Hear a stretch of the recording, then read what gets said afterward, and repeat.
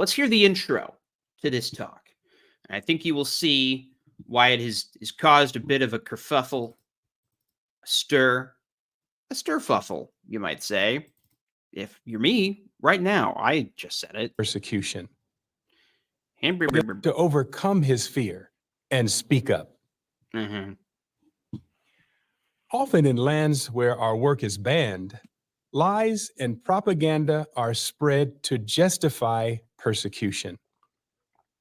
But it's not just in such lands where we face false reports, misinformation, and outright lies. In fact, even though we bear the truth, apostates and others may cast us as dishonest, as deceivers. How can we respond to that unfair treatment? Let's listen to Brother Seth Hyatt's recent morning worship discussion, Speaking Truth, Though Labeled as Deceivers. Now, I could probably talk for 90 straight minutes about the introduction to that talk, but that's the setup. There's lies and misinformation out there about Jehovah's Witnesses. Now, what they mean by lies and misinformation is information that makes the group look bad. And in fact, they are going to characterize it throughout this talk as negative reports. Negative reports just means any reporting that is bad for them. But it doesn't mean it's not true, right? There, I would say, are a lot of negative reports about what's happening in Palestine right now. But that doesn't mean it's fake. It means that there's bad things happening. The news is negative because negative things are happening in that part of the world. And so this is the weird balancing act they're trying to pull off. Negative news equals fake news, which is what all cults do. Now, Seth Hyatt, a lot of people are saying, many people are saying, I hate Seth Hyatt's voice / delivery. He's such a poser. I agree. And if you're here, I'll let you listen to this guy for a little bit so you know what we're talking about. Have you ever been confronted by a bad report, a false report about Jehovah's people? It may be a newspaper article or a segment on the evening news. Or perhaps... Okay. This has come up on the show before. Seth Hyatt does this fake laugh thing that I find absolutely repellent. He'll sometimes just end a sentence with a one-syllable word, like news. We'll go, news. And it's really fake, and it's really annoying. And you might think, Jake, you were disfellowshipped for apostasy, so you should focus on the content of what he's saying and not the way he's saying it. You shouldn't be petty and just make fun of the way this guy, as a little verbal tick, adds random H's into one-syllable words. You wouldn't want to do something petty, like make a supercut about this absurd thing that he does. This supercut, for example. Stand, blood, clean, study, house, book, follows, speech, truth, small, truth, one, made, of doubt, really, response, command, die, for, woman, die, lie, 5, knows, bad, reports, prized, respond, herself, report, a lie, guessed, response, got it, reports, some, the lie, or me, truth. That would be kind of a mean-spirited and unnecessary thing to do if I had spent any portion of my morning doing something like that. And it would really be petty for me to point out, okay, listen. That I've wanted to do that with Seth Hyatt for a while, and he does it a lot, way more. I think it's a nervous tick. It's this fake laugh thing that he does. Now, I was I didn't want to do this because I don't want to be ableist and make fun of him if he had some kind of stroke or something and he just has some vocal aphasia, not aphasia, but some kind of thing that he can't control, but he can control. He does not always do this. It is a specific thing that he does at the end of certain sentences. And this doesn't matter for any Jehovah's Witnesses watching who are going to be nitpicky. I know this isn't important. It's just that people who suck are deserving of mockery. And so while I'm just being incredibly petty for absolutely no reason, I edited this on my computer this morning, and what you notice making a supercut of a guy saying the same thing over and over again is that like the audio waves are exactly the same every time. So it like was kind of blowing my mind. It was really easy to edit because I just looked for this shape in every fucking sentence he said. Like, I don't know. I don't know what this, it doesn't prove anything. It's just interesting. This is just scientific research. This is just data we have. And it's not really, yes, it is the cool whip. Why am I saying what weird? Aye. Okay. So anyway, yeah, it's this smirking fake laugh thing that he does. Glass houses and throwing stones, I know, but listen, it takes one to know one. So yes, he does have an annoying face the whole time. And here's the thing. This is a show for ex-Jehovah's Witnesses for us to make fun of these guys. They're worthy of mockery. They're cult leaders. They're manipulative liars, and we're going to get into their rhetoric, but I don't know. I guess I just feel some need to justify. There's people who get mad that I like make fun of the governing body because they're like, this is undignified, and it's going to turn off Jehovah's Witnesses who might be receptive to your message, like I'm preaching, which I'm not. To me, people in power are deserving of mockery and ridicule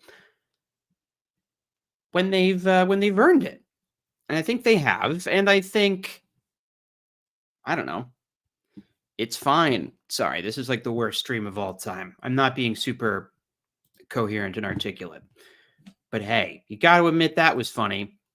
And did I make an awkward silent supercut because he pauses so much? We'll just have to wait and see. All right, so he's going to be talking about negative reports. And I know now that was like 10 minutes ago after I showed that montage, which I might be tempted to show again because it's very funny. But let's see what he says. Have you ever been confronted by a bad report, a false report about Jehovah's people? Okay, a bad report, a negative report, a false report. So right off the bat, he is trying to conflate in the listener, the viewer's mind, that something that is negative equals fake. Bad news is fake news, because obviously there could never be any reason to criticize Jehovah's Witnesses. That's impossible. We know that there's other churches in the news for abuses, like the Catholic Church and the Mormons. That's not fake news. That you can all pretty much just trust without any further digging, because you already know they're false religions, but you know that you're in the true religion, so you don't. Just know that anybody criticizing the true religion for any reason is lying.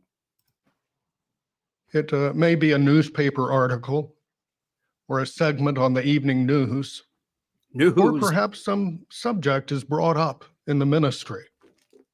It could be a broad range of subjects. Our neutral stand.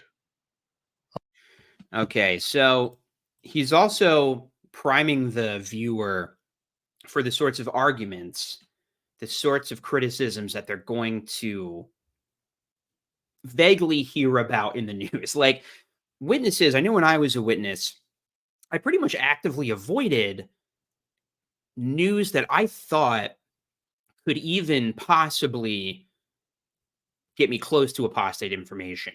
Like I don't know that I was consciously doing it, but certainly unconsciously, I was very wary of like looking up criticism of any religion because I knew that it might bring up some criticisms of Jehovah's Witnesses. And I guess a better example would be like Jehovah's Witnesses are never just going to Google Jehovah's Witnesses and pull up what the latest news is in like the Google News feed because they know that there's going to be negative news, stuff about child sexual abuse. And as he's talking about things about their scriptural stand, Range of subjects. Our neutral stand, our stand on blood, our adherence to Jehovah's elevated moral standards and appreciation for the sanctity of marriage. what he was trying to say, without saying it, is that they hate gay people. Now I know. Been a Jehovah's Witness. We don't hate gay people. We just hate the gay shit that they do and think that they shouldn't do it. And that even when they're resurrected in the new system, they're going to have to work through their homosexual tendencies because that's a mistake and God thinks it's gross when the PP goes in the B.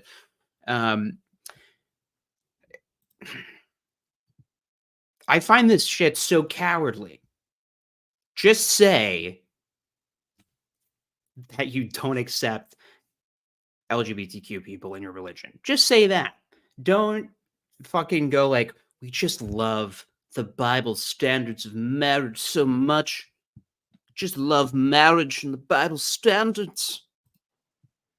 Or our insistence on keeping the congregation clean by disfellowshipping unrepentant wrongdoers. Oh yeah, okay. So I think that's his full list. And the neutral stand, that's an interesting one. I think he is phrasing it that way because Jehovah's Witnesses, they're not allowed to vote.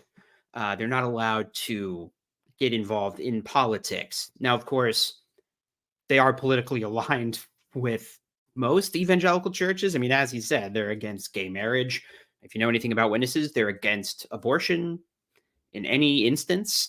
They're pretty aligned with a certain political agenda, but they're not allowed to vote. That not allowing members to vote was actually a bit of a headline in Norway. Norway ended up ultimately defunding Jehovah's Witnesses, and there's been a trial playing out in the news, specifically in Norway, but ex-Jehovah's Witnesses have been boosting the story all around the world about the disfellowshipping arrangement. Shunning was deemed to be a violation of human rights because minors are able to get baptized and they are locked into a contract that has built-in penalties for ever leaving the group. Members of Jehovah's Witnesses do not have freedom to change religions without severe consequences. Social consequences like being shunned mandatorily by your entire social network. And so former Jehovah's Witness after former Jehovah's Witness testified in Norway. Experts testified on like child psychology. And this was very bad for the witnesses because they didn't just take the L. They tried to fight this thing in court, made it super public, and made asses of themselves over and over again. And of course, they lie about it in court. They lie about it in the media. They insist that they don't shun. But if you search shunning on their website, you find 9 videos about how you're supposed to shun unrepentant wrongdoers. So anyway, and of course, blood is a topic that comes up in the news sometimes, although not nearly often enough, in my opinion, because sometimes people die. It could have been prevented, but because they were Jehovah's Witnesses, they refused blood transfusion and died. And sometimes that person is a child or a pregnant woman who died in childbirth. Anyway, these are all that you would think valid reasons to criticize a group. And what Seth Hyatt is saying is no, you can't do that. But whatever the subject, there are some commonalities. Such reports are often characterized by distortions, inaccuracies, and sometimes outright falsehood. Oh, okay. Let's get an example. So obviously he just made a claim. These reports are often characterized with falsehoods and lies and distortions. So what I would do if I was making a video on a subject is I would make a claim and then I would show a clip backing up that claim or read a quote from an article backing up that claim. So let's see what he does. And inevitably, they're presented with certainty and surety as though they were fact. This is about where I lost my mind, and we're all of 30 seconds into the talk, presented with a certainty as if it was a fact. What he's trying to get around saying here is that often the facts make Jehovah's Witnesses look bad. And so Jehovah's Witness leadership, when their feet are held to the fire, will often lie in court about the facts of their religion. In fact, in the Norway case, which you can go and watch previous coverage of that on this channel and other channels, XJWK, friend of the show, has a really good breakdown of the entire trial where he kind of goes through the whole thing beat by beat. And I forgot what I was saying. Why was I talking about that? Oh, yeah, the lies and shit. So, yeah, Watchtower representatives and lawyers will go on the stand and say Jehovah's Witnesses do not shun former members. It is a personal choice that every member gets to make. There's no pressure. There's no rules about this. But also, please don't read any of our materials or show any of our videos that are publicly available on our website because then they make us look bad. It's the old liar, liar, because it's devastating to my case defense. When you're confronted with such a report, how do you feel? Disheartened? Discouraged? Why would oh, hang on. He had something more to say. He takes 90 seconds between each word he says. Disheartened? Discouraged? Angry? Consider the experience of a Yeah, okay. Now, why would a person feel that way about negative news about their religion?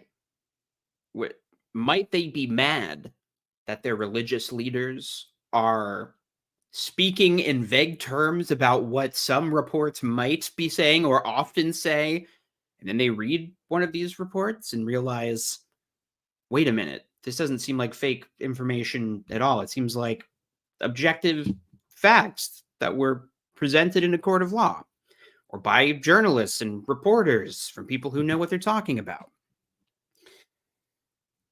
Yeah. Okay. of a pioneer sister This is an example. who was an conducting a illustration. Bible study. It's very real. And in the course of conducting the study, a woman walked into the house unannounced. House. She didn't ring the doorbell, didn't knock. And as it turned out, an acquaintance of the student, she walked right in. Okay. This is a weird story already. So a Jehovah's Witness is conducting a Bible study in the Bible student's house. And unannounced, some crazy person just runs in, doesn't knock or anything, just comes barging in during the middle of a study. Oh, but it was actually just the person's friend and they didn't knock because it was their friend and it was normal for them to come over? Oh.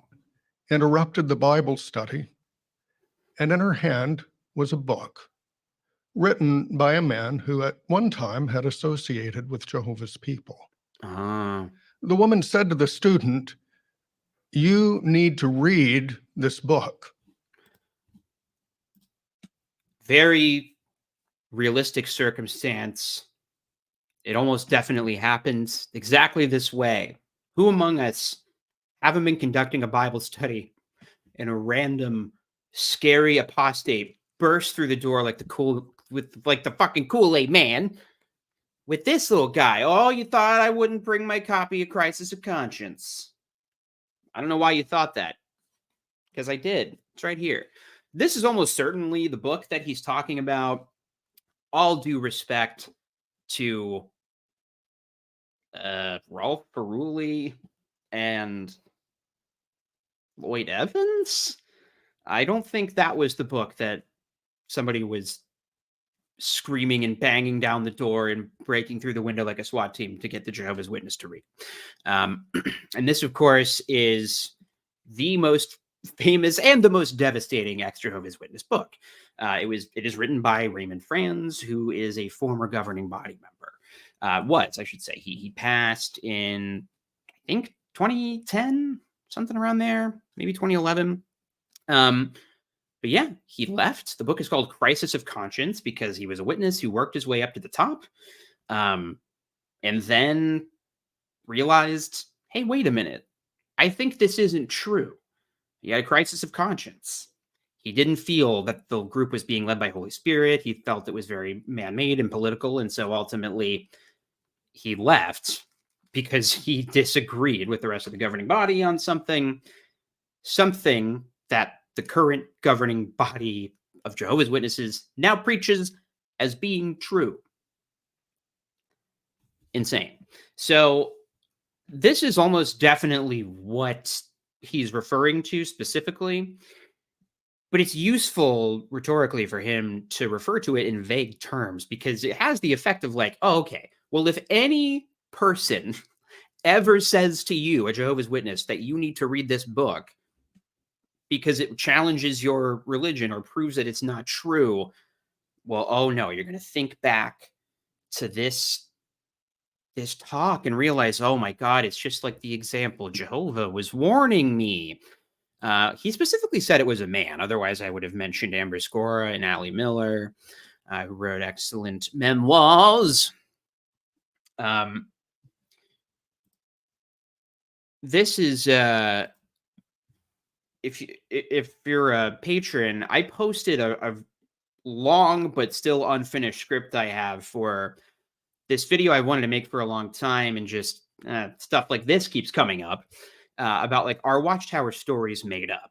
And you can read the script on Patreon as it is so far, but my contention is really that the way Watchtower tells stories are so vague and sanded down, like they, file the serial numbers off their stories to the point where like who knows if it's true? I don't think that they have a making up stories department at Bethel. I'm sure it's some real story, but just to make it generic and safe and to get around, follow-up questions, they just make it so vague and generic that it can apply to any example. And it's so vague and generic that they might as well not be true. What's the point of telling a story that's so vague that it has zero details? I don't know.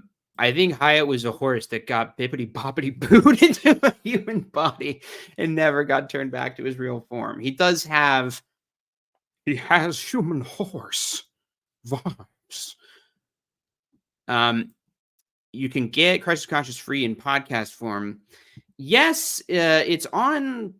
Is it on Audible? It was not on Audible back in my day. Back when I was waking up several years ago, it was not on Audible, but I know that it's on Spotify.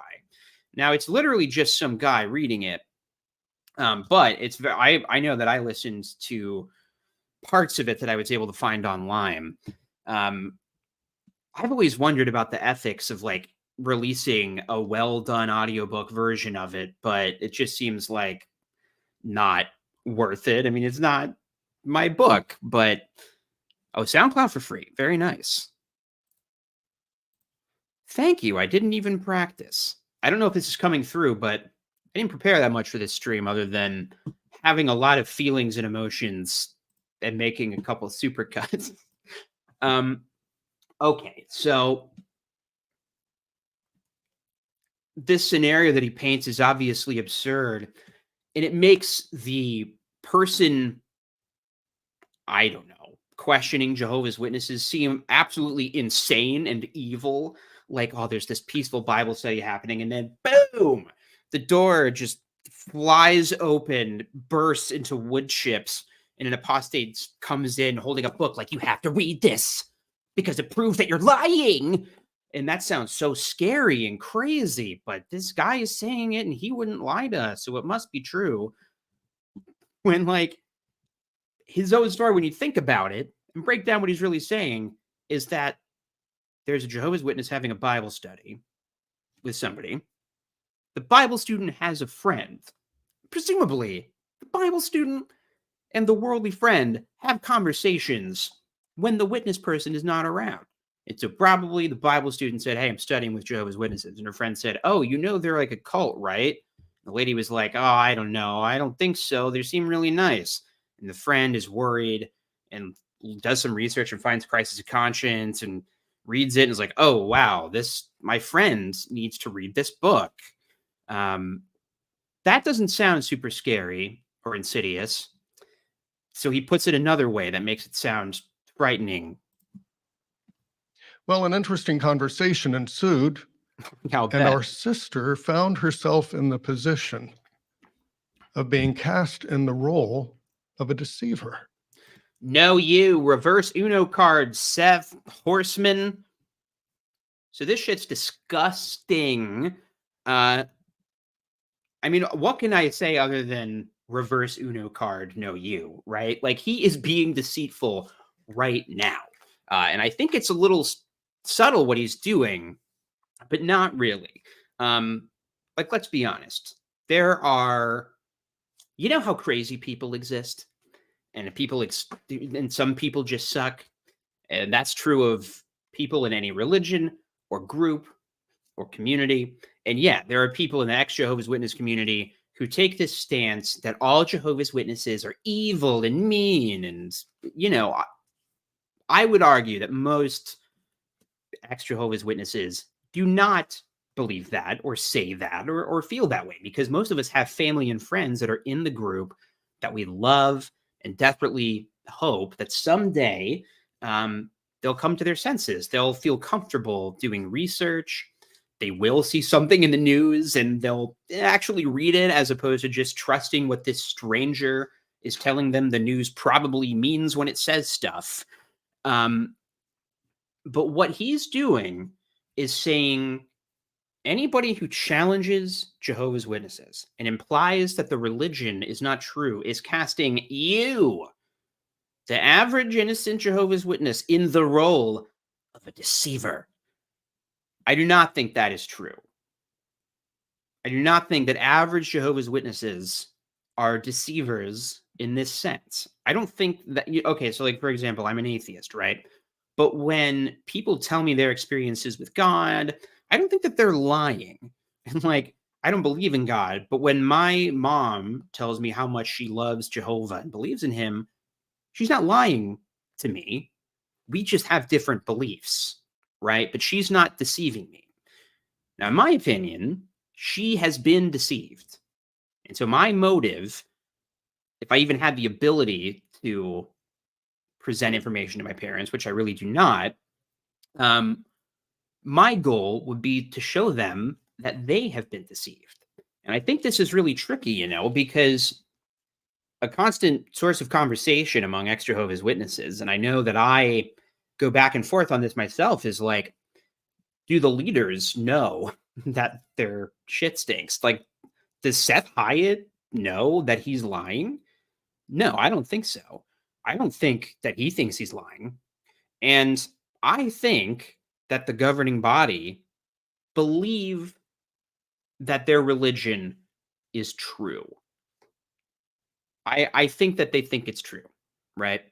And generally, I think cult leaders, even ones who start with like, kind of transparently malicious intent at the outset, like L. Ron Hubbard, he's a guy who famously talked about, oh, wow, if you really want to make money, start a religion.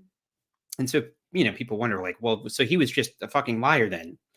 He was just BSing his whole life. Well, at a certain point, he believed it so hard that he almost electrocuted himself to death. Like, near the end of his life, he had somebody, I don't remember the person's name, who was like a close assistant and associate of his.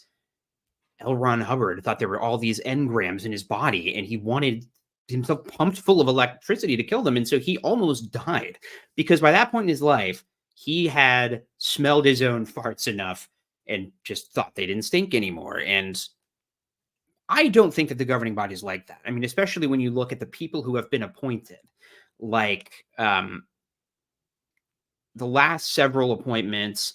I can't think of his goddamn name. Oh, Mark Sanderson, I think was the start of this trend. So Mark Sanderson, Kenneth Cook, Gage Flegel, Jeffrey Winder, 4 generic,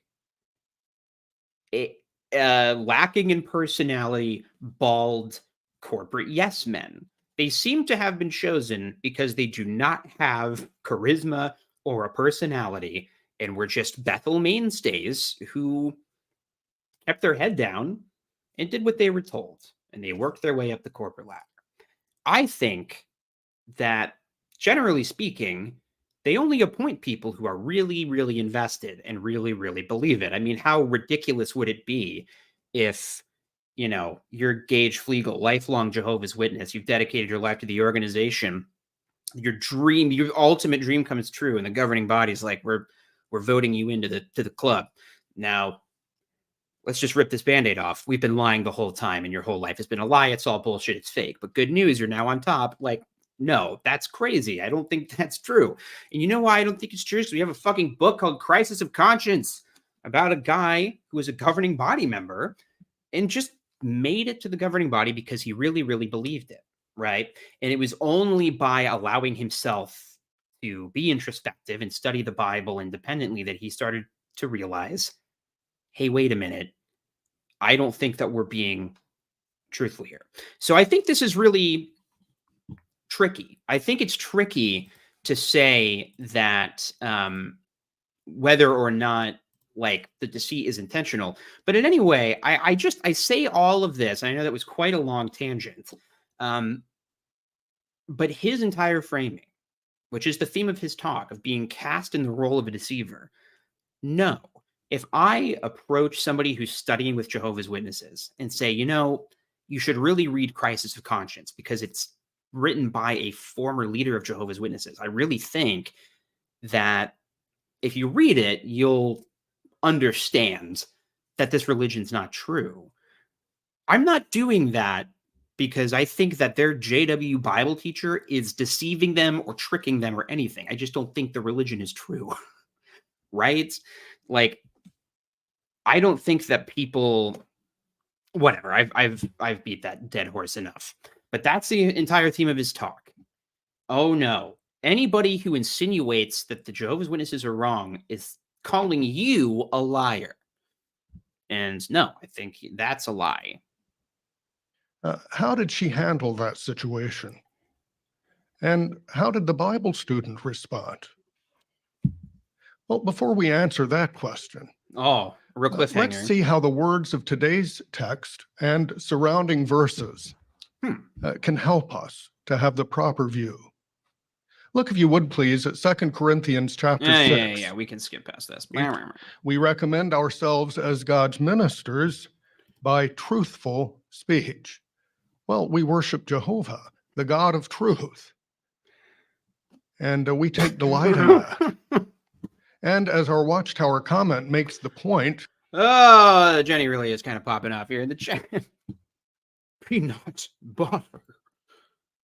New measure. If your fart smell good and you're in a cult, well, everyone thinks their fart smell good. So I hear. So I've read online. What do you mean by this? Wait, not this.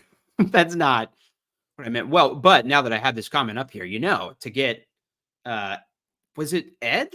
What's the name of the show? Ed, the talking horse. Horse Ed. Big Ed.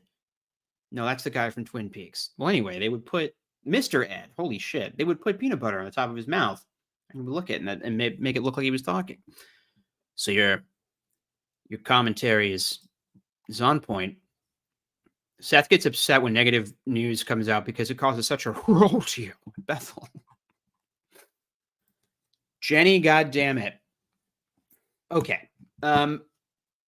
So he's reading the Bible, and oh my God, in the Bible, the first century Christians, some people said that they were liars. And as you know, we're the exact same thing as the first century Christians. We're the same exact religion. So that it's the same. It applies to us. We're truthful in things big and small. We love the truth. How big's your dick, Seth? We Be truthful about how big or small it is. Show us your dick. love telling the truth about Jehovah. Yeah, we love telling the fucking truth. This is so cringy. We love telling the truth about Jehovah. You know, this is kind of like absurd framing. And it's just what every fucking religion does. It's what kind of like your mainstream evangelical Christians do when they get mad at Jehovah's Witnesses for not believing in the Trinity. It's because they think they're telling the truth about the Trinity. We're preaching the truth about Jesus Christ. All these Jehovah's Witnesses who don't believe in the Trinity, they're deceiving people. Whatever. You could say this about any religion. Truth. We Truth. love telling the truth about Jehovah. So it's interesting to note Paul's words in verse 8. I don't think it's He that says, interesting. through glory and dishonor, Dishonor. through bad report and good report. Now, see, he was able to say bad without making it two syllables, which implies that this weird affectation he does is indeed an affectation and not a terrible speech impediment. So it's fine that we're making fun of him. And then this intriguing statement. Oh, it's We interesting are and intriguing. regarded as deceivers, and yet we are truthful. Uh-huh. Wow. People call us liars, but actually, no, they're the liars. Actually, we're telling the truth. Any fucking asshole can say this. Flat earthers. Oh, they think we're deceivers, but actually, we're telling the truth about how the earth's really flat. Nobody else gets it. Oh, climate denialists. Oh, they call us deceivers, but we're actually just telling the truth about how climate change isn't really happening. And actually, it is, but it's normal. And it's probably good that it's happening. And maybe it's even being caused by God. Like any group who claims to have the truth in some sense, whether it's like secular or religious, makes the same exact argument. Like, oh, they call us liars, but actually, it's the whole rest of the world that's lying. So I would argue that this is not a particularly good argument against, what was his point? Don't read the news. Now, that's an interesting paradox, isn't it? Hey, To chill be out. truthful and yet cast in the role. Doesn't Seth know that saying the word interesting too much is my thing? That's my thing that I notice on my sound waves when I'm editing stuff. That we are truthful. Now, that's an interesting paradox, isn't it? To be truthful and yet cast in the role of a deceiver. No, nobody's doing this. Nobody is casting old sister so-and-so in the role of a deceiver. They're saying that she has been deceived by the likes of Seth. Oh, yes. Seth Peanut Butter Mouth horsehybrid.com. When we are confronted with a negative report that does that to Jehovah's. This guy likes horses more than Vosh. If you know, you know. People, it's good to remember that Jehovah was the first target of such an attack. Look in your Bible at Genesis. He's about to get into a point that I really want to freak out about. But I think this is a good example of the hot and colds that cult leaders are constantly playing with. It's the extreme flattery and then extreme, damnation or condemnation. Like 1 second you have the truth and you're smarter than everybody. And actually we're just like God. You know who else had to deal with being called a liar? God. And then the next second, we're all sinners. Life is more than any of us deserve. And we're just one reading the wrong tweet away from being pulled right out of the truth. Capital T, capital T, capital H if you're Seth Hyatt. Genesis chapter 3. What he's getting into is something that I have really wanted. I know I can't prove this, but I've wanted to make a video about this since I started the channel. I think that this is the most harmful piece of rhetoric that Jehovah's Witnesses use. I'll explain what I mean when I get there. I mean, it's not like their most harmful teaching, but in terms of suppressing critical thought, I think it's really damaging. So let's listen to that. Now the serpent was the most cautious of all the wild animals of the field that Jehovah had made. So it said to the woman, "Did God really say that you must not eat from every tree of the garden?" Now we learned something about Satan's method. He didn't begin with a statement, he began with a question, and not just a question that was designed to sow seeds of doubt. Doubt. Did God really say that? Now, in verses 2 and 3, Okay, wow, that sounds so scary. The devil used this trick, this dastardly trick that only Satan would use, where you pose a question to make the listener go, is that true or not? It's almost dark magic. I don't know how he managed to do such a thing. Now, I'm just going to, apropos of nothing, launch into a field service presentation, just a random field service presentation from Jehovah's Witnesses. Hi, my name is Jake. We're just out here in your ministry. Let me start over. A little rusty. Hi, my name is Jake. We're just out in your neighborhood today sharing some good news. You know, a lot of people feel that God is to blame for their suffering. But is that really true? Is that what the Bible says? Well, if I could share a scripture with you, now I posed a question and then ended it with, is it really so? Or whatever it is. He's basically saying that, like, the very act of asking an interest arousing question is satanic.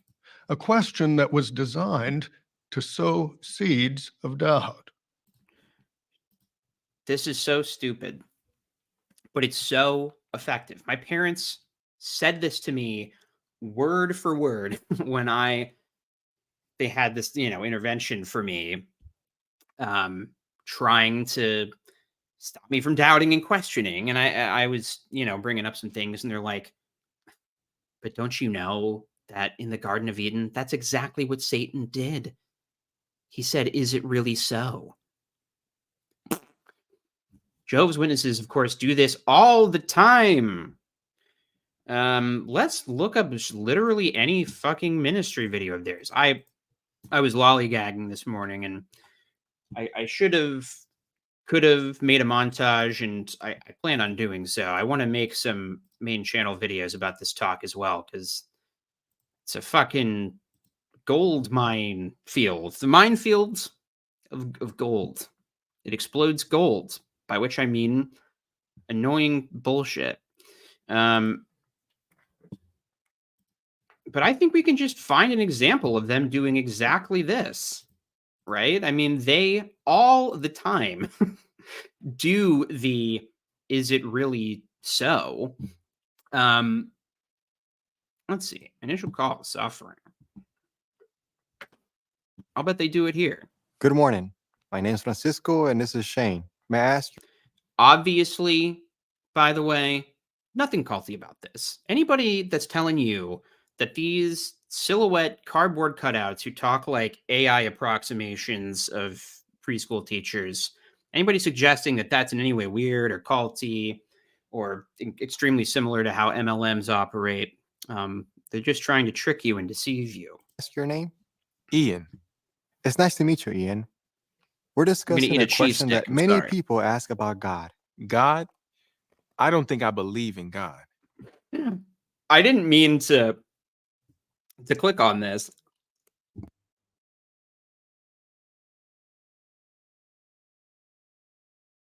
Sorry, I'm eating. I don't know why I chose to eat at this moment. I'm gonna take a quick snack break and play an awkward silent supercut. Have you ever been confronted by a bad report, a false report about Jehovah's people?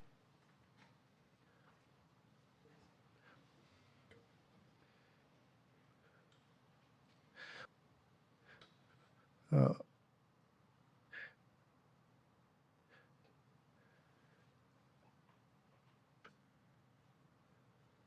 angry,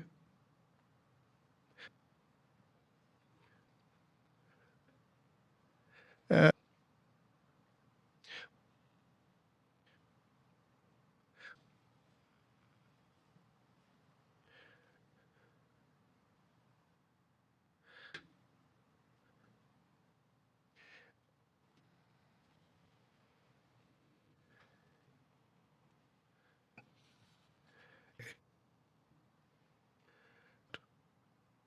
did God really say that?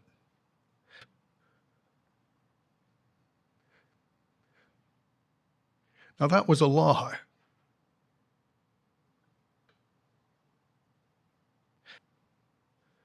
Satan,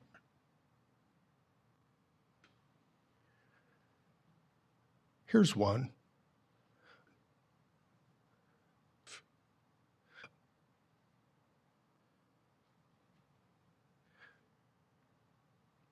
A lie.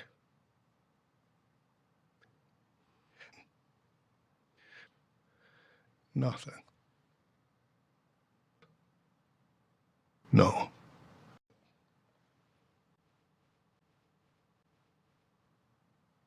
Well, I know this lady, and we get it too.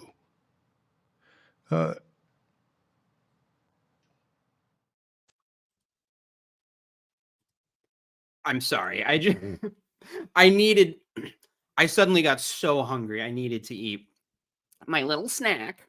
Okay. Anyway, is the Trinity doctrine in the Bible? Now, true Christians out there, don't listen to these deceivers. Remember in the Garden of Eden that Satan asked whether or not a thing was true? Well, that's what Jehovah's Witnesses are doing. They dared to ask this question, raised to sow doubts in your mind, is the Trinity doctrine in the Bible? Now, the very act of asking this question is, of course, sinful and absurd and ridiculous and it is satanic. It's a satanic strategy, asking whether or not a thing is true. No, of course, it's completely fucking ridiculous that they say this.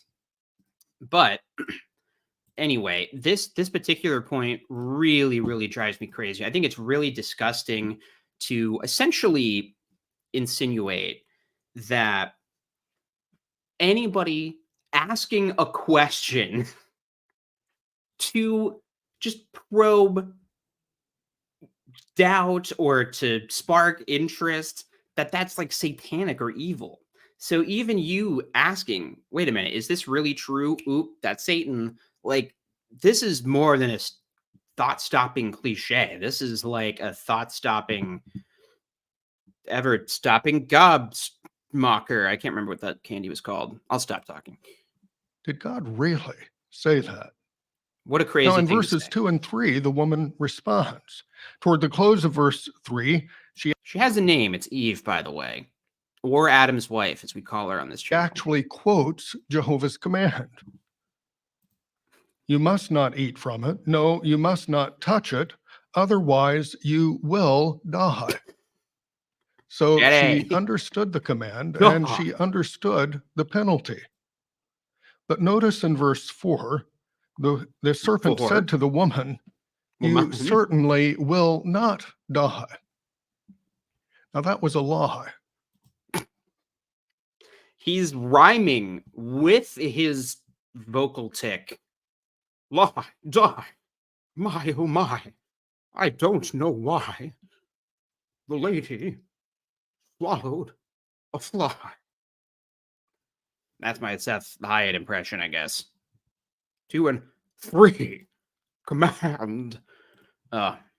Insane. Gobstopper. Why was I having trouble thinking of that? Okay. And to this, I say... So when the anointed are called to heaven... That's not what I meant to do. I meant to do... That's what I wanted. Damn it. Do I not have mommy in here still? Shit. I gotta find my mommy clip. Anyway. So, this is obviously crazy. Now, Edgy Atheist Corner. I need a theme for that, which I guess will just be. So when the anointed are called, It's not that. yeah, yeah.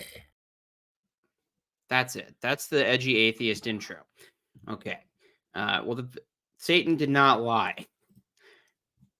God said, the day you eat of the fruit, you will certainly die. What happened the day they ate the fruit? They didn't die. They realized that they were naked, which obviously doesn't make sense because it's not meant to be taken literally. It's a fucking parable about how mankind was separated from God's light, you know? This is a man who's very upset at the idea that anybody would question a story about a talking snake. Anybody who suggests to you that a snake didn't get possessed by Satan to trick this woman made of a rib. Yeah, I referenced my own comment that I also posted as a community post the other day. Don't worry about that. But it was presented with certainty and Ah, surety as though it were a fact. wow. Now, I would argue that a group that calls themselves the truth, that's saying something with certainty. So anytime anyone says something that in a way that suggests that they believe that it's true, anytime anyone says something with certainty that makes you feel sad about the fact that you might be wrong, that's probably just Satan. And then in verse 5, God knows that in the very day you eat from it, your eyes will be opened and you will be like God, knowing good and bad. Bah. Satan, the father of the lie, cast Jehovah in the role of a deceiver. But he was, though. Jesus experienced similar attacks during his earthly ministry. And the Apostle Paul was labeled by his opposers as a deceiver. So when we're confronted with negative, false reports, we're not Negative. The way he does that is so crazy because they know that something that's negative is not necessarily false. So what he does is like negative, false. I'm just going to say two words close together and you decide if you should conflate those two things in your head. we're not surprised. The question is, how will we respond? Have you ever considered some questions that Eve could have asked herself that would have helped her to make a good decision? Okay, so I kind of have a plan for this part.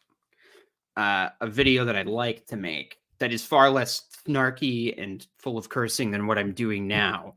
But he's about to present questions that Eve, you know, that person that really existed, she talked to a snake famously, and then ate a magic fruit that made her realize that she needed to make clothes. But God made the clothes actually later. She should have asked herself some questions.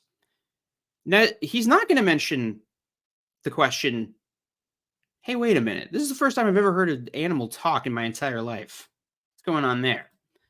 That would have been my first question, but that's not what he brings up. Here's one.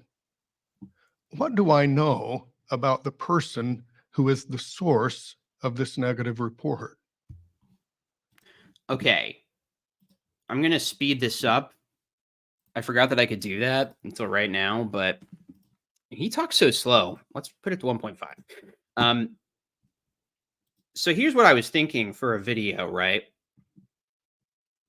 Because I've wanted to make a video like addressed to my family before. I've always been kind of curious to do that. I think I would turn comments off, make sure that there's no ads playing during it, you know, so it's not mistaken for something like commercial, I guess, like the rest of my videos. But in this case, right, he presented a crazy fictional scenario about a lady who was accosted by a random apostate who burst through the door with a copy of Crisis of Conscience, that thing that happens all the time. And he's like, oh, well, do I know anything about this person? But I was disfellowship for apostasy. And I tried to talk to my parents. They would not listen, didn't want to hear it. They told me they did not want to argue about the truth. They would not argue the truth with me or debate it. But the source was me, their son, right? Self that would have helped her to make a good decision? Here's one. What do I know about the person who is the source of this negative report? So let's pretend that this is my mom watching this, right? And she's thinking about her son who was disfellowship for apostasy. Well, she knows that her son is the one who's talking. So that's a pretty, up to that point in her life, she thought I was a trustworthy source. What is his motive? I'm concerned and frightened for my parents who are wrapped up in a cult.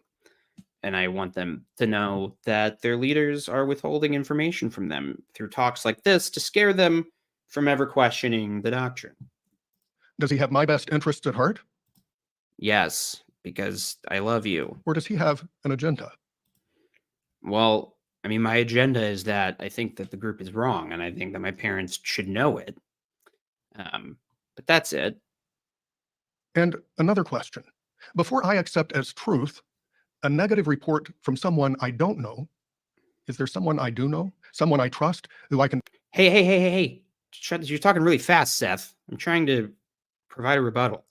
They would not be accepting reports from people that they've done. I'm talking about me. They're a fucking kid, right? But they're going to be like, well, where are you getting this? Because this is what they would say, right? Well, where are you getting this information?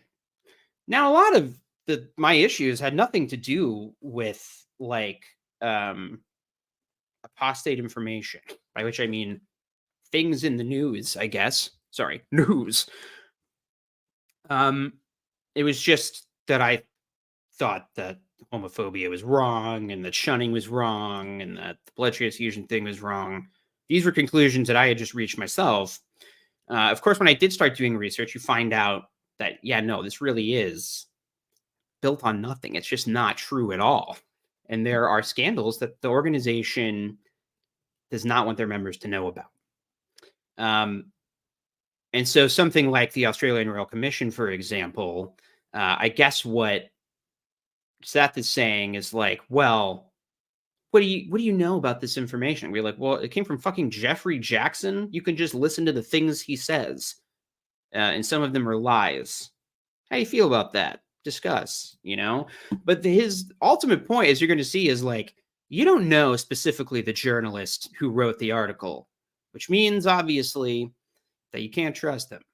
The person you can trust is Seth Hyatt, a stranger on your phone screen? I can talk with and get some good advice? Well, Eve certainly could have talked with her husband, and together they could have talked with Jehovah. And if Eve did talk to her husband, you fucking idiot. Read your Bible. That was the first thing they did. I assume Eve uses they, them pronouns because she was, created from a man's rib. I don't know how biology works. And neither did the Bible writers, apparently. No, but like she literally did talk to Adam. That's in the Bible. I remember that part. Eve had asked herself those questions, the world would likely be a much different place today. Okay, well, let's pretend that the Genesis account is real, actual history. Well, it wasn't written from like a first person narrative point of view. He doesn't know that Eve didn't ask those questions.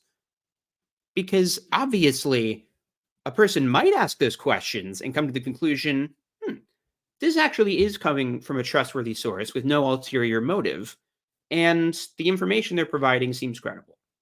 Those are conclusions that you could draw if you ask yourself those questions. But Seth is implying that there is a correct answer to those questions, and the correct answer is, well, if they're making you question stuff that the governing body says generally, it simply must be alive because a lie, not alive, because anything negative is false. Bad news equals fake news, and the only people you should trust are people you know. You know, like all the people on the broadcast who you'll never meet or be friends with. But Eve chose to believe a lie. It was true. How about the pioneer sister and the Bible student that I mentioned earlier? Why can you give us her name, by the way? Tell us their name. Why is this the pioneer sister and her Bible study? Did the Bible study not end up going well or something? Did the student leave the witnesses or not ever exist? I don't know. How did they handle the situation? I just realized that I asked questions to poke holes in his story, and that was me being satanic. Satan invented asking a question to point out fallacious logic, I guess. Well, the pioneer sister told us that she reflected on the fact that she was a guest in the Bible student's house. And so she felt it would be rude for her to interrupt the conversation. So she chose to say nothing. What did the Bible student do? She chose to say nothing, which is very brave, of course. When you are confronted with facts that prove your religion wrong, just say nothing. Assume it's all from Satan. Go la la la la la. I'm not listening, and keep your head in the sand and assume that your religion that tells you that everything bad that's ever said about you is a lie from Satan. Just assume that religion's true. That's the brave and smart thing to do. Interestingly, she asked Jesus was the woman, Jesus was quiet once, except for in the conflicting gospel where he wasn't. "Do you know the man who wrote that book?" No. Okay. Do you know the man who wrote that book? Now, I'm sorry, because I've been pausing this every 2 seconds. This is also such weird fucking logic because, okay, crisis of conscience, Ray Franz. No, presumably we almost never ever in our lives personally know the author of any books. Like, it's pretty rare that you know the author of a famous book. Like, what?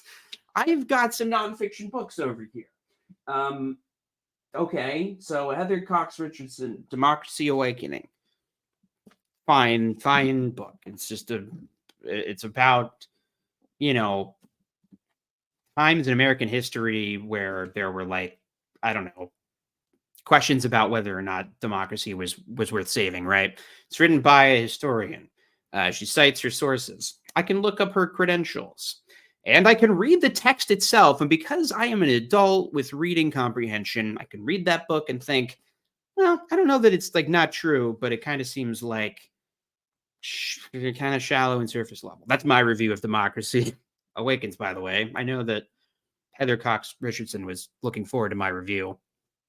I give it about a 6 out of 10, right? So that's a book that actually I was looking forward to. It doesn't really say anything that I disagree with fundamentally. But, I read it, and I don't know. I thought it was fine. But no, I don't know her personally. Should I just never read a book if I don't personally know the person who wrote it? Like, I got news for you, Seth Hyatt. Nobody knows, well, not nobody, because they presumably have home congregations, but, like, let's just say most of the 8 million people that are going to be watching this video, 8,230,000, if we count all the live stream viewers right now, yeah, they don't fucking know who Seth Hyatt is. They don't know any of the governing body members, and they never will. They'll never have a conversation with them. The only information they'll be able to learn about any of them is their life story written in the magazine that they get to write. Is that a reliable source?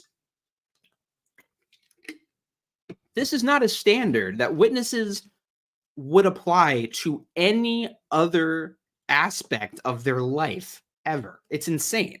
Great point, by the way. It Sound Like Music says practically all the Bible books are anonymous. Yeah.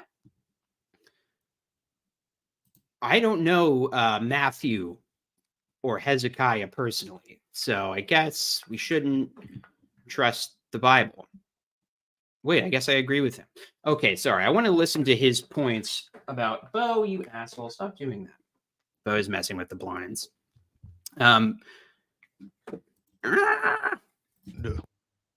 Interestingly, she asked the woman, "Do you know the man who wrote that book?" No. Do you know his motive for writing? Why would he write such a book? Okay, so this story is officially, and I'm putting a stamp on it, this is lying bullshit. I know it's lying bullshit because if somebody read Crisis of Conscience, you would know that his motive for writing the book is the first chapter. That the first chapter of the book, because Ray Franz was a Jehovah's Witness. He knows that people are going to be questioning whether or not they should read the book at all. And so the opening chapters are him describing what his motive is, what his credentials are, and unless you are in a cult and refuse to give yourself any allowance to make your own judgment on whether or not things are reliable based on, your own reading comprehension, like, it's pretty clear reading it that his motives are pure. This is why Crisis of Conscience is really devastating to the organization, because it's somebody who clearly loves the Bible, clearly loves Jehovah's Witnesses, loves a lot of the doctrines, loves Jehovah. Ray Franz never stopped believing in Jehovah, as far as I know.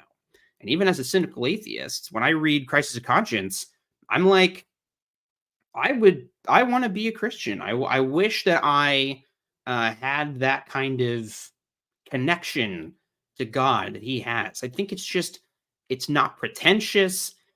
It's very easy to read. I think it's pretty clearly written by a Jehovah's Witness. It's got shades of what the magazines sound like, because obviously, Ray Franz wrote some of the books that are still on their website. So nobody IRL who's recommending that people read Crisis of Conscience will be like, I have no idea what his motive is, because it's like the entire book, which is called Crisis of Conscience, gives away the motive. All right, Bo, get down while I press play and hide myself. Well, I know this lady who comes and studies the Bible with me, and I know her motive is good, so I don't think I need to read your book. What a beautiful response. The Bible student got it. Beautiful. And we It was get it too. beautiful, that response. I know this lady. Like this. Okay. Let's think about this for a second. Friend of the Bible student comes in, says, "Hey, I don't think this religion is true, but I read this book that I think outlines why it's not true, and I think you should read it." And the Bible student thought it was rational to say, "Well, I have no idea who wrote that book, but I do know this lady sitting next to me who's trying to convince me to join her religion. And there's no way that anyone in a religion has ever been wrong about anything. So I'm obviously going to trust this lady who I know," which, by the way, no, she doesn't. If you just know somebody by studying Watchtower publications with them, you don't know them at all. You don't know them as a person. You just know the doctrines that they teach from the Watchtower publications. Maybe you know a little bit about their personality. This is like completely infuriating and absurd. Oh yeah, did we know Toni Morris? Can we trust all the stuff that guy said that's like still on the website? I don't know. Ray Franz's Aid to Bible Understanding is still on the website. I mean, he literally wrote that. The most famous apostate of all time. And it's on their website.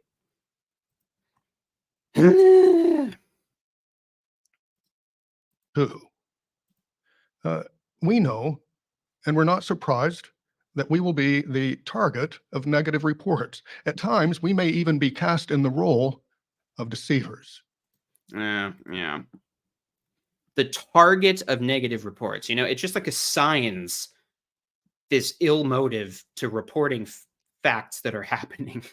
Like, I don't know, man. Like, when newspapers are covering the 96 million Trump trials that are ongoing, are they targeting Trump, or are they just covering a real thing that's happening and saying that the thing happened?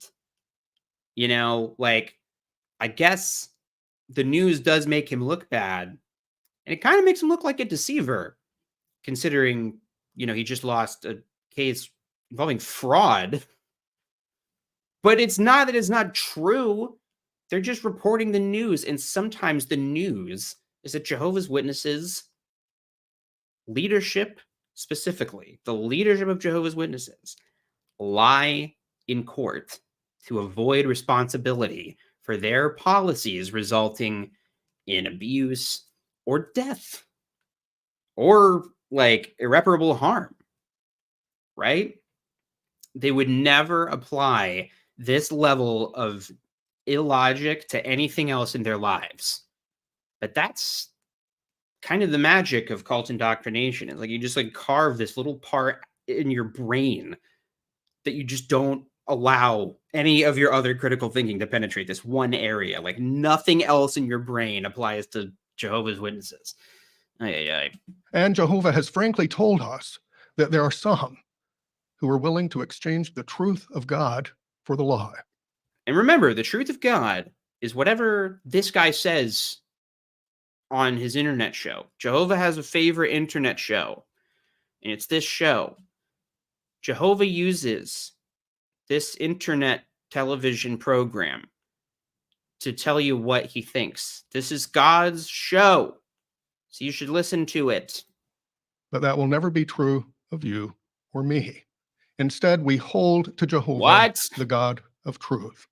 We continue to recommend ourselves as God's ministers by truthful speech. Next, let's benefit. We did it.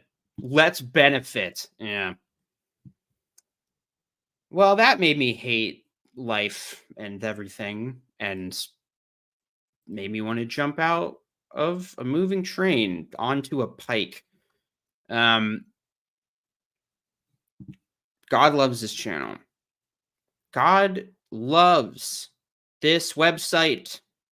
He loves the videos on this website. Jehovah. You might know him from such creations as the planet Earth, the stars, sparrows, baby puffins. But he's also the creator of a very famous internet show, JW Broadcasting. It's fucking absurd. It's absurd and it's infuriating. So I don't know. I'm kind of interested in. I'm going to tackle the rest of the broadcast in scripted material, but I'm kind of interested in making something that's kind of like a direct appeal to my parents, you know, using that same rhetorical framing that he's using. Like, oh, do I really know this person? What's their motive? It's like, hey, it's me. I'm the problem. It's me. Like, it's the motive is I'm your kid and I love you. And I don't think that you are a deceiver, mom and dad and grandma and grandpa and blah, blah, blah. I think that sometimes people deceive themselves. Sometimes people believe stuff that isn't true. Right? Like, I don't think that most witnesses, when they go to their day job, I don't think that they view their Catholic coworker as a deceiver. They just think that they are wrong. They don't think that they have the truth yet. Right? Unbelievable. Anyway, well, while we're being mean, let's be mean about a different Jehovah's Witness. So I don't know if lyingest is a word, but I've seen it in writing enough that I think it's accepted, at least colloquially, as a word adjacent. Sure. Okay. So I had one other thing I wanted to get to.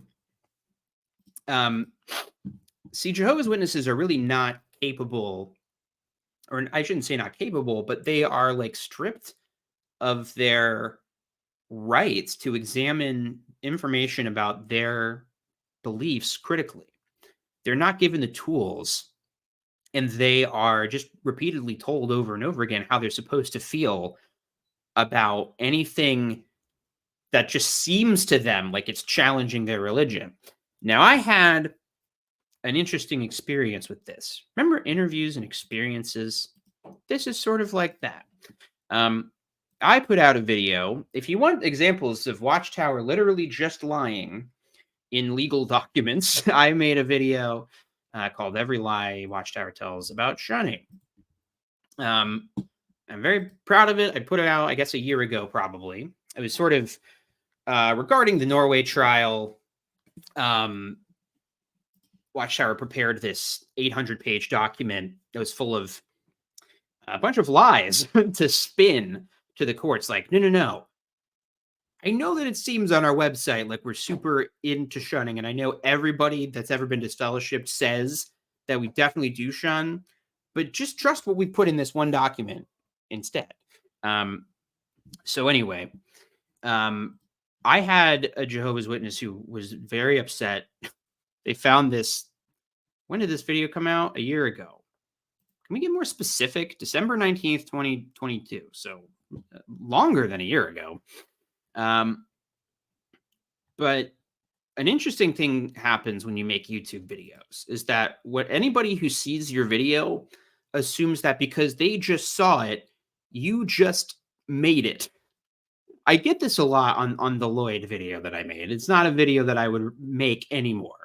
And I've not really made a video like it since, except for the other video I made about the fun legal threat that he sent me, right? But I made that like, 2 years ago at this point, but I routinely get people commenting it like, you have wasted your time making this video. You got to change your life and start making other shit. How dare you? And it's like, you're late to the party on this. Well, a servant of Jehovah was late to this party. Let me clarify. A servant of Jehovah 7049, because that part's in caps. And I forgot about this part of the fun. He links to his blog, a servantofjehovah.blogspot.com. Let's open it. Let's open.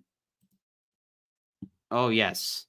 I am sure, YouTube. Thank you for warning me that I clicked on a link intentionally. Wait a minute. This is today. He posted a video today. I legitimately wasn't planning on doing this. This one person went through and left like a bunch of comments that I found very, very interesting. They might be watching this, I guess. So I was hoping to address their concerns. Continuing to announce, which they spelled wrong. They've forgotten N. Jehovah's Kingdom. I don't think she'd mind me saying this. I've actually talked to Jenny about this exact thing, which is, and I talked to my patrons about it too. One of my subjects on the board for this year that I want to get to is literacy within Jehovah's Witnesses. I think there's a big literacy issue. Obviously, they are against higher education, but like a lot of evangelical churches, and a really great podcast I like called A Little Bit Fruity. They kind of examine queer culture, but it's very, very well done. And they did this deep dive into Christian conservative homeschool movements. And man, it was very similar to what Jehovah's Witnesses do, because a lot of Jehovah's Witnesses will homeschool their kids, but not really. They just drag them out in service, right? And so, I mean, it's hard not to see the Jehovah's Witness comments on my channel and notice that they seem to have some problems. You know, it doesn't seem like somebody just has typed in something into a translator and is copying and pasting a bad translation. It seems like there's some legitimate literacy issues. Anyway, that was a long tangent about this one guy who spelled announce wrong, I guess. Let's see what this video is that he posted. Did he make this?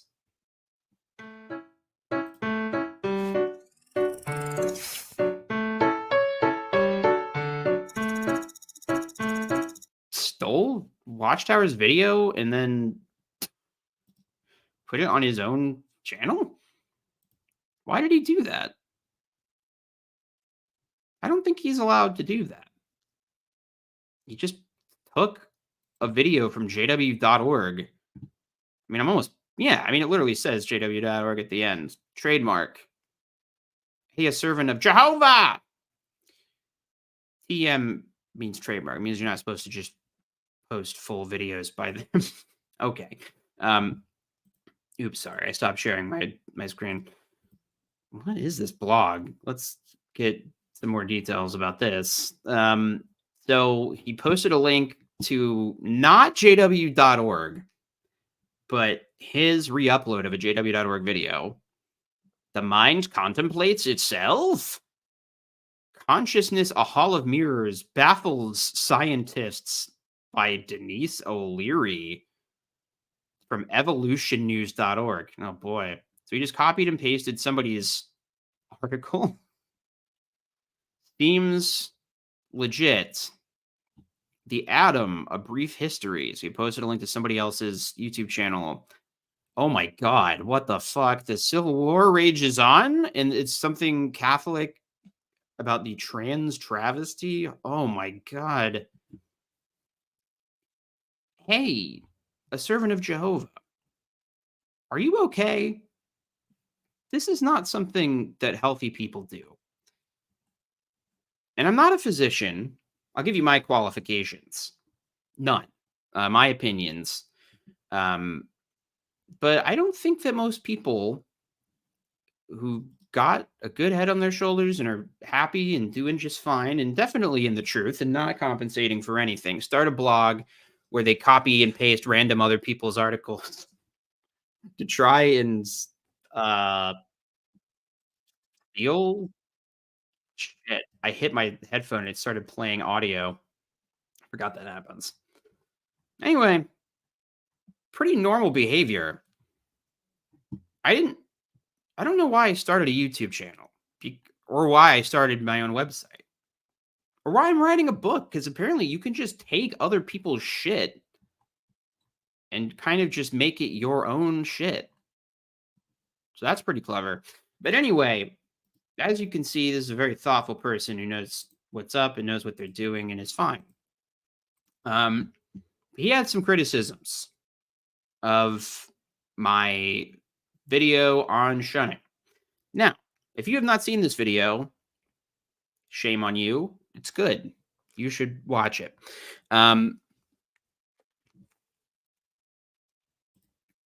Well, that's, yeah, okay. Good clarification. I mean, it is there's a huge issue. I've seen a lot of like posts on threads from teachers for whatever that's worth. I mean, this is not the truth.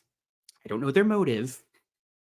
I don't know them personally, but I have heard consistently that literacy is just falling at an alarming rate, and the proliferation of just visual social media allows a lot of young people to kind of mask their difficulty reading and comprehending because they can get by learning stuff through video content, but in practice they're not great at reading and writing. Anyway, that's kind of random and a complete tangent. This person, I think, is perfectly able to read and write, and I'm not trying to make fun of them because of like bad grammar or whatever. But they had some criticisms. If you have not seen the video, it's pretty much what it says on the tin, as British people say. I go through claims like what's on the screen right now. This is a quote from Watchtower's document that they provided to the Norwegian government and other governments who start cracking down on their disfellowshipping stuff. This is a quote from one of their publications, which they've taken out of context. It says, "It is important to note, though, that within the family arrangement, while the religious ties, brackets, the disfellowshipped or disassociated person, have with his family change, ... blood ties remain. The marriage relationship and normal family affections and dealings continue. In other words, normal family affection and association continues." So Watchtower's own writing is not necessarily great either. So no shade on a servant of Jehovah. They're only learning from people that wrote this garbage. So this video is like, okay, this is what this document says. Let's compare this to what they The say marriage elsewhere. relationship and normal family affairs. I just read that, asshole. Okay, well, what the fuck? I'm not going to watch the video. But anyway, it's pretty obvious what the video is. And I don't have a lot of, like, my own hot takes strewn throughout. It is not like this stream at all, you know? So he left a lot of comments. This is his first one. I thought we'd address some of these together here as a family. I don't know. The Bible and not governing body urges the faithful to withdraw fellowship from baptized members who turn their back on their vow. 1 Corinthians. Blah, blah, blah. There is no right to be associated with. At any rate, if we are as transparently wicked as the curators of anti-Jubadu, no, of wait, I want to get this right. Sorry, I can make fun of people's reading comprehension all day, but I think I've got a pretty poor track record of reading anything accurately out loud. So, bit of a pot kettle situation here. At any rate, if we are as transparently wicked as the curators of anti-JW mills like this channel, why would anyone get baptized? Or why would anyone regard being left alone by such a transparently wicked lot as an unbearable hardship? If all we had to worry about from our self-styled moral betters was being left alone, we would view that as a cause for rejoicing. I don't know. I think I know what he's saying with his last sentence. But anyway, this is a straw man argument. Spoiler alert. This is what he does the entire time. I did not say that they were transparently wicked, nor would I ever say that. If it was transparent, nobody would need to make videos about it. But it's not. It's a little tricky, and that's why I talk about it. I also take exception to being a curator of an anti-JW hate mill. I mean, it's not like I make a bunch of petty videos where I just... Stand, blood, clean, study, house, book, follow.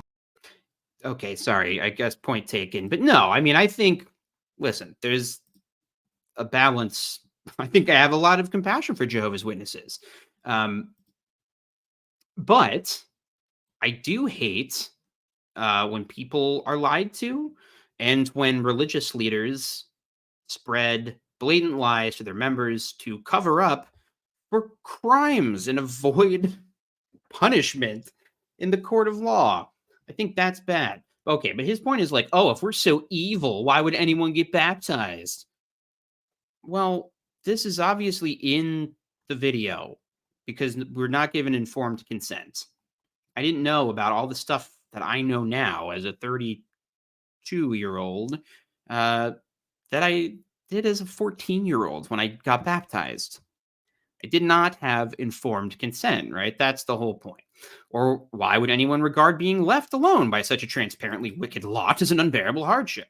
Well, this is a straw man argument because nobody is saying this. I don't think my parents are evil. I think that they're awesome. I love them and I miss them a lot. I mean, I really miss my sister. She's just one of the most wonderful people, and we were very close. And, frankly, me and my sister, we didn't talk about Jehovah's Witness stuff that much. We talked about like our favorite shows and whatever movies we were watching, and we like to joke around and play games, and we would go over there and play video games and hang out. That's what I miss, and it is an unbearable hardship to have no relationship with my sister and my nephew, and to know that the next time that I see him, like, he won't recognize me at all. Maybe I won't even recognize him. He's going to be super tall, and he's probably in kindergarten by now. That is what's hard. And yeah, I would not have gotten baptized if I would have known that would happen. This shit, if all we had to worry about from our self-styled moral betters is being left alone, I don't know what that means. Now, my comment was, why are you ignoring the governing body? They told you not to watch videos like this or comment, but you're ignoring them because you know they're wrong. Follow that instinct. You're defending the practice of shunning, something only people in cults do. I got to stop responding to comments while I'm at work because I'm always like in a hurry and then I read them back and I'm like, oh man, I sound like such a dick. But hey, I don't know. Good points. 2 days ago, Jake. This is what I try and call witnesses out on when they comment in the channel. Like, hey, you clearly are ignoring the counsel they're giving you to not watch stuff like this. So maybe there's other stuff that you should disagree about. Actually, the conscienceless lies of you and your fellow hate mongers led me to the truth. My parents despised the brothers and inculcated that animus in their children. So I was not inclined to investigate the claims of Jehovah's servants until someone introduced me to the world of anti-JW literature. I actually don't think I read this. It was clear at first glance that this was propaganda. In my own impartial investigation, sounds like it confirmed the dishonest nature of your enterprise. But I did not conclude that therefore the brothers must be the good guys. I suspected that this was perhaps a turf war between sociopaths. Holy shit. But the shrill, foaming at the mouth hate that characterized much of the anti-JW literature I was reading seemed disproportionate to any threat this tiny apolitical pacifist community could possibly put. This whole thing is so bizarre. What the fuck kind of... Okay, here's the thing. I curse, right? I understand that some witnesses just see cursing as like evil and mean. So maybe if they think that I'm a hate monger, maybe it's because I say the F word and stuff. But I don't mean it that way. I just like cursing. They're sentence enhancers. We learned it from SpongeBob. Hey, Ron, I did a bad job at recapping the Robert Hendricks thing at the beginning. Don't watch it. It was cringe. Shrill writing. Oh, I don't know. I've read some shrill writing in my day. This is a very weird scenario. I have a couple issues with it.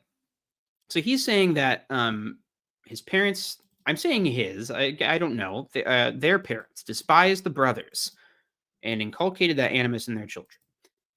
So they were not inclined to investigate the claims of Jehovah's servants until someone introduced them to the world of anti-JW literature. So that's kind of interesting. So their parents hated Jehovah's Witnesses, never explained why, apparently, and so never had them read anti-JW literature.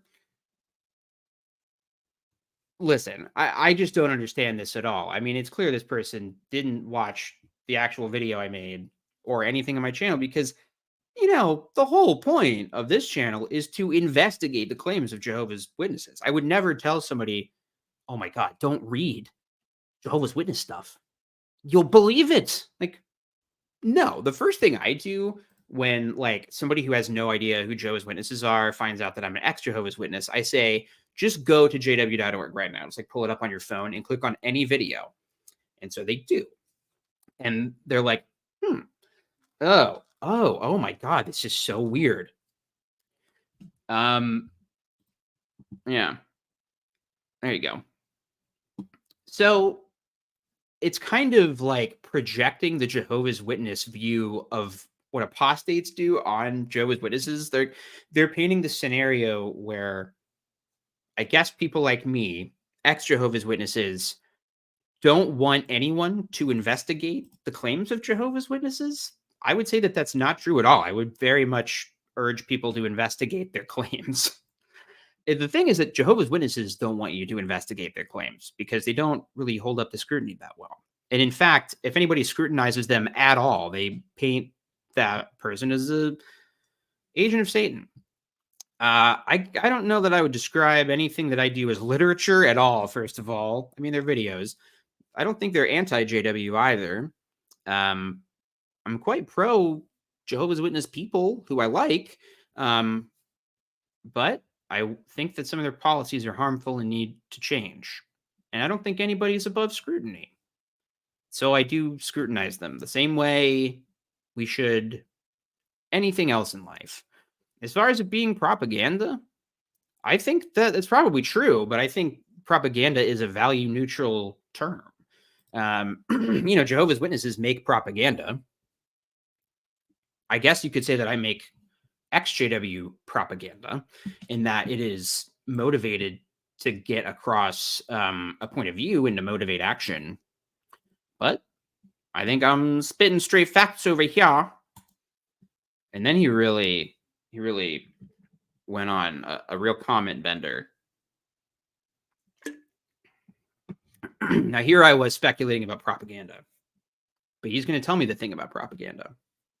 So I said, how about you try and respond to what's said in my video? You can't, because literally every part of it is directly from your religion's own publications and videos. Good point. Good point, me from 2 days ago. I agree.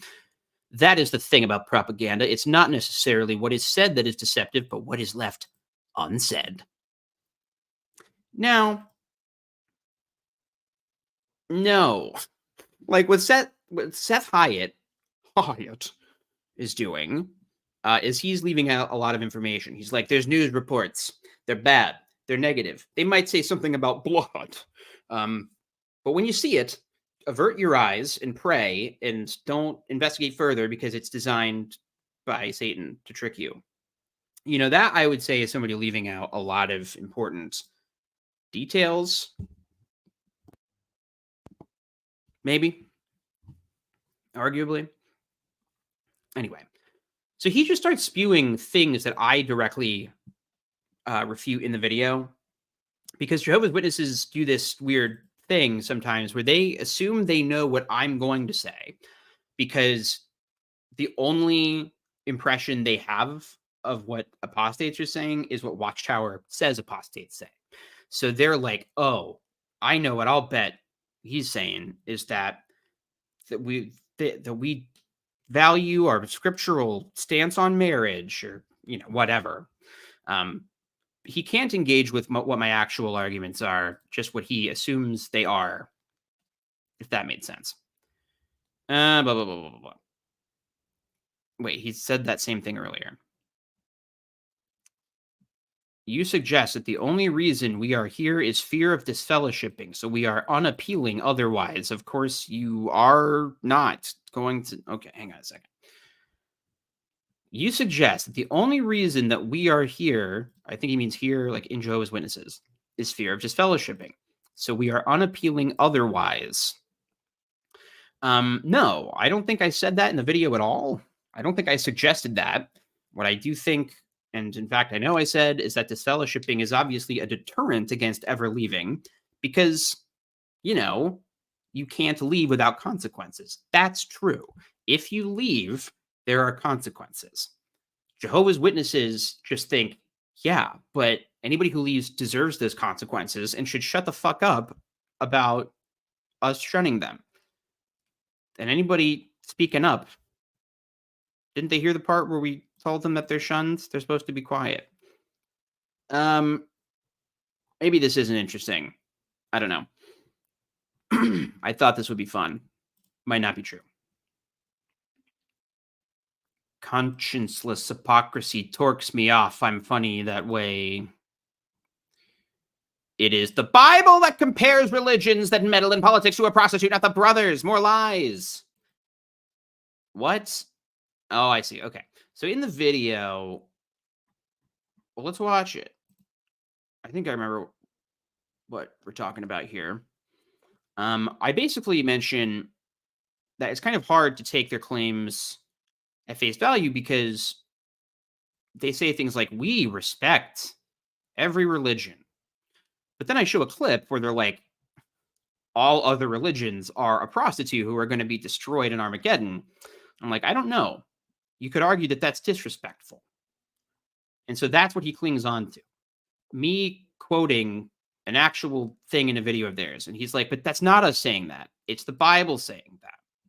To which I say, okay, so obviously I fucked this guy's mom last night, which makes her an adulteress and a whore.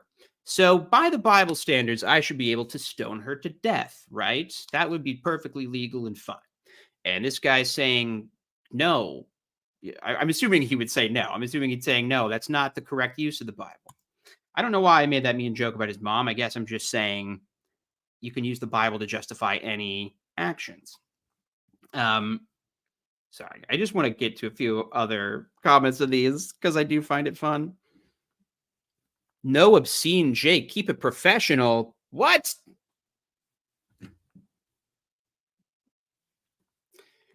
Have you ever seen this channel? It's a lot of comment. I mean, it was remarkable. It's been a while since I've had somebody kind of flip out in the comments. You left unsaid the apologetics that make Jehovah's Witnesses look good. Well, yeah, okay. So at some point, because as you can see, there's quite a bit going on here. I just mentioned to this commenter, like, I have other videos. This is one video about one topic, which is the document and examining whether or not the things it says are true. It's not like not every video can be about the entirety of absolutely everything that Jehovah's Witnesses believe. Most people who aren't desperately defending beliefs that are dearly held and apparently fragile, most people understand that, but okay. I sometimes make funny memes. I do have an email. It's not in the description of this stream yet, but if you look in the descriptions of any of my videos, my email's in there. It's xjwfaq@gmail.com, exjwfaq@gmail.com. What about children raised in divided homes? What about those who have chosen to get baptized in spite of their parents' wishes? Are they mentioned? We don't live in communes. This seems like a non sequitur. What does that have to do with whether or not anything in this document is true? The document doesn't mention these divided households. And of course, I don't. Okay. All right. I never said that they live in communes. Never said that sometimes people get baptized in spite of what their parents say. Like, all right. I don't know what that proves. I don't know what that has to do with whether or not a religion is true, I guess is what I'm saying. Well, this is a very fancy comment. Thomas Sowell. This is a name I've heard, but I don't know. Thomas Sowell says, things should never simply be phrased as good or bad, but good compared to what, or bad compared to what. Okay. Did I say that anything was good or bad in this video? I don't think so. I think I said the shunning document says this and their website says this other thing. So that means that they're being deceitful.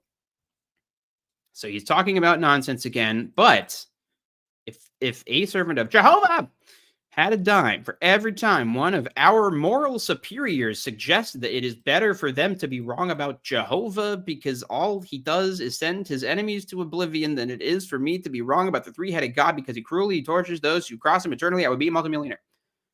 I don't understand that at all, and I won't respond to it.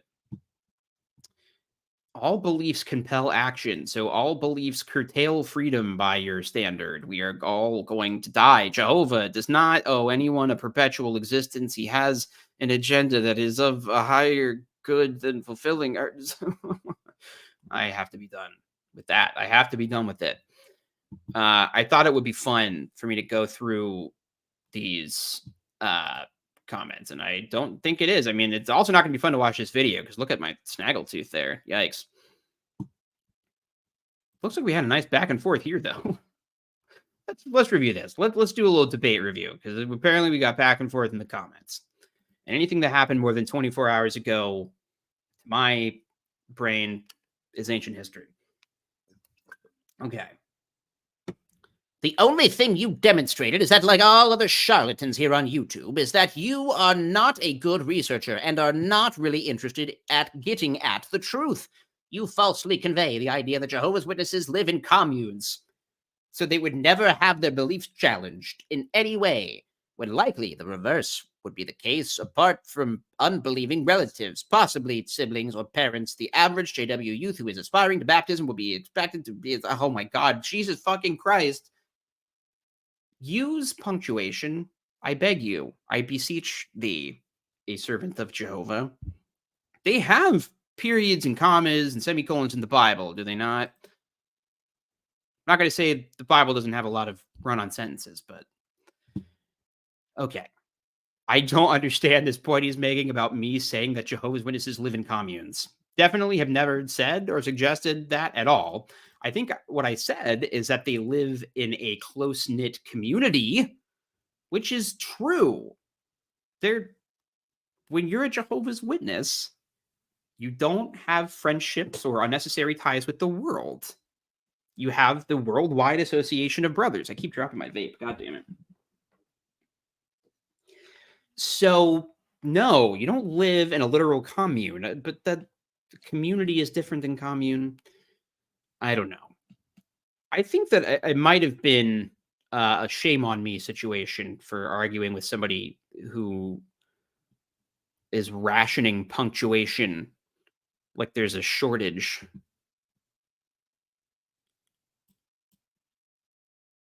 I'm trying to. Okay, let's try a different sentence because I got confused about that last one.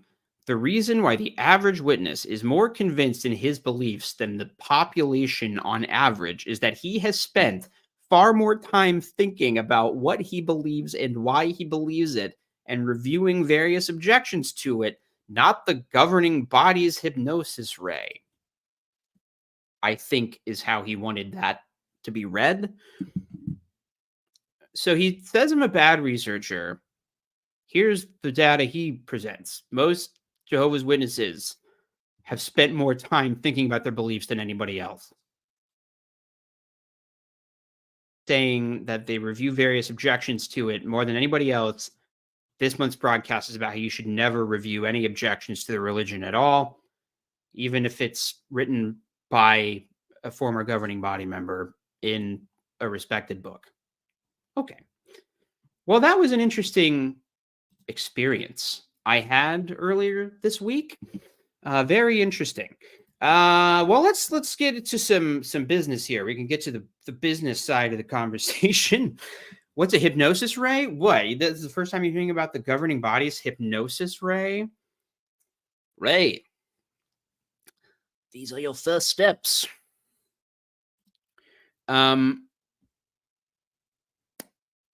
will say I'm not great about responding to emails quickly, but I do get them and I appreciate them. I just like that people could just say whatever. It's tough. I mean, listen, it's on me because people can just say whatever. That is their God-given right as an American. Now, if they're not from America, they better watch it. But no, I mean, people can say whatever. I guess that's on me for engaging with it at all because reading it back, I don't actually know what they were saying. So okay. Discord is gone. I don't do Discord anymore, like at all, personally, just because it became too much of a source of drama. First of all, with me, but just other people. You know, I was always having to, with the moderation team, deal with drama and conflict and people bickering or somebody insulting somebody else, and it creates stir, and it just, I don't know. And frankly, I was just spending hours and hours and hours of my day on it. I found it very addictive. I loved Discord a lot. I miss it. There are Discords that I want to join now, and I just, as a rule, I don't do it because short of the drama thing, I'm trying to get better about my social media usage. I'm trying to be more productive with making stuff, whether it's videos or Echo. Echo is just scratching the wall like a cool kitty. Yeah, so I'm trying to be more productive and to reduce my screen time. So far, not great. I've been streaming for 2 hours and 4 minutes, but I would say that falls into the making stuff category. Like, I'm trying to get away from spending so much time on social media because I think it's been bad for my brain generally. And since I am writing something right now, I want to make sure that like my free time, I'm spending it writing or reading or doing things that are conducive to that. So that's kind of my hoity-toity reason for not having a Discord. But yeah, I need to load that back up. I just kind of didn't know if anybody really cared about it, but I can definitely start a new thingy. Yeah, I mean, Discords are great. I just like having a channel and having a Discord. I feel like was just a bad idea. Just a bad idea. It's already difficult with like parasocial relationships when you make stuff and they go both ways. Hank Green did a really good video about like the creator side of parasocial relationships. It was really interesting. So anyway, let's talk about stuff. So no Discord. That's not really news. As a continuation of the last year or two of my life, but yeah, I'm trying to be off social media more. I've been on Threads more, which I like. I'm working on my novel, Not a Cult, which is coming along nicely. And I'm really excited about that. And then some of you know that I wrote a novel for young readers, middle grade audience that I've been submitting for a while. And I just got a request from an agent yesterday. So that was really exciting. I've been rejected about a million times. So I can no longer be hurt. But it's nice. I'm really happy about it. But that's not something that I will self-publish because I want it to be on a bookshelf someday.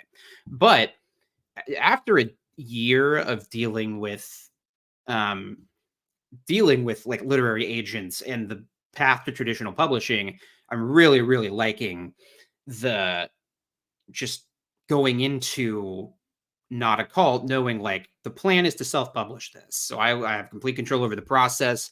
It's more prep work and it's going to be more like work and potentially money up top because I'll have to get a line editor at some point. I actually messaged a friend of the show, Kim Silvio, earlier about legal advice because I do use a lot of quotes from Watchtower publications. Each chapter opens with a quote from one of their publications about demons or Satan. And their real theology is very important.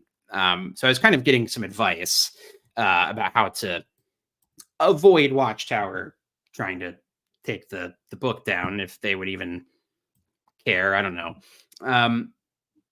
And I feel like there was something else. Oh yeah, video stuff. So I'm going to keep working on this JW broadcast rebuttal that I'm doing. And that should be out this week. I'm just kind of taking my time with it so I don't burn out. And because it's a little, I don't know, yeah, as you could probably see from my attitude earlier, it's very triggering to work on. So that'll be happening. And then the next video is going to be on JW funerals. And then there should be a bigger project. Probably won't be as long as the Freemason conspiracy video, but it's going to be about a totally different subject. I am always looking for that. The problem is lack of money. I can't really afford to pay anybody, and I don't want to take advantage of anybody's work. So I don't want to ask people to edit stuff for like free. It feels a little exploitive. But hey, if you'd like to be exploited, no, I don't know. But yeah, email me if you have any thoughts about that.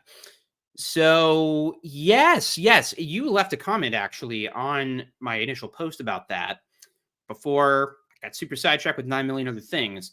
And I'm planning on reading that in the video. It's in my script. I've had it written for a long time. I just haven't sat down and edited it. But yeah, one of the cool things about it, because I wrote on jwfaq.org, which is the website I have where I've responded to a lot of the frequently asked questions articles on jw.org. I wrote a rebuttal to their article on funerals, on how Jehovah's Witness funerals works and how they work. But one of the things that's been really neat in the meantime is that there's been a lot of people commenting on that post and emailing me talking about their experiences with witness funerals. So that'll be a different thing. That'll be in the video that is not in the article. Oh, actually, WMJ, you're a sweetie pie. Okay, well, here's what I got to say about this. I think we should hear that horse Hyatt montage one more time, at the very least, to express how much Jenny was cooking in the chat room. Stand, blood, clean, study, house, book, follows, speech, truth, small, truth, one, made, of doubt, really, response, command, die, for, woman, die, lie, 5, knows, bad, reports, prized, respond, herself, report, a lie, guessed, response, got it, report, some, the lie, or me, truth. Why does he do that? It's so strange. It's so strange. Stream. All right. Well, thanks for watching, everybody. Thanks for joining me. I know it was a long one. Good show, long show. Thank you. And to everybody, I say good luck and bad night.